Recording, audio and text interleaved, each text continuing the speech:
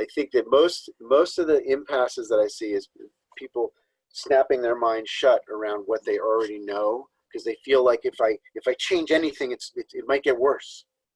About the way I think about it, about the way I do it, and they get locked into a methodology and a habit pattern that is not serving them.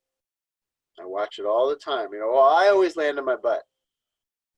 Really? Yeah, it makes me feel safer to land on my butt.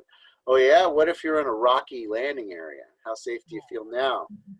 Right? What if you don't make it to the drop zone and you're landing in a parking lot? You're going to slide it in on your leg straps on pavement? You're going to have to buy new leg straps, new jumpsuit at the same time.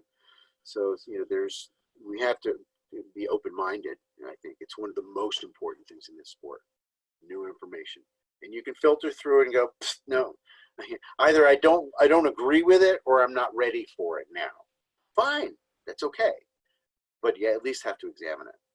I think that to go through drills, you can even like write a list of possible scenarios in your mind and take the time to visualize each one playing out to a positive conclusion, right?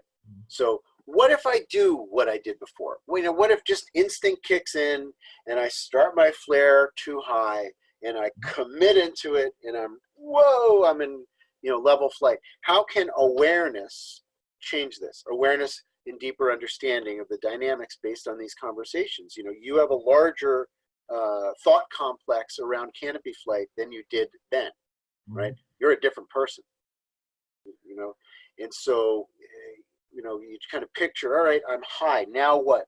I'm going to keep my eyes up, I'm not going to look down, I'm going to stay relaxed, and I'm going to try to preserve some energy in the canopy so I have a little opportunity to finish it. I'll wake up in the middle of that, whoop, that's too high, and I'll slow down the process and then finish it when I'm lower, when it's, altitude appropriate to finish that flare. I'll wake up from the nightmare of helplessness and realize I'm a pilot and I can solve stuff. That's what I do. I fix stuff. I make things beautiful.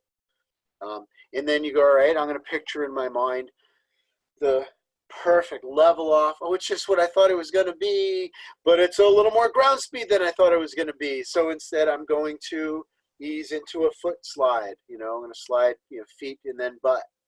And as I do that, I'm going to push my hands in front of me, right? Because I can't finish the flare if I pull my toggle straight towards the earth if my butt's already sliding on the ground.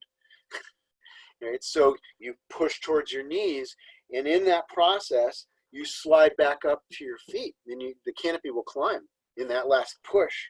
And suddenly you find yourself often running out a landing that you didn't think you were going to be able to run out because you ended up for a moment sliding on your butt. But you didn't give up. You pushed that little up. And then you're like, wow, that was great. Next visualization, number 3 on my list. What if I start to tip over in my flare because I'm crosswind and I look over here a little bit? I'm going to snap out of it and look into the wind, and I'm going to level my head and level my hands with the horizon and push downward towards the earth and finish it up. And the sensation, the emotional experience of having fixed that and landed softly. Yes, let that emotion in at the end of each landing. Get in touch with the emotion, the experience, the expectation of celebration of your success.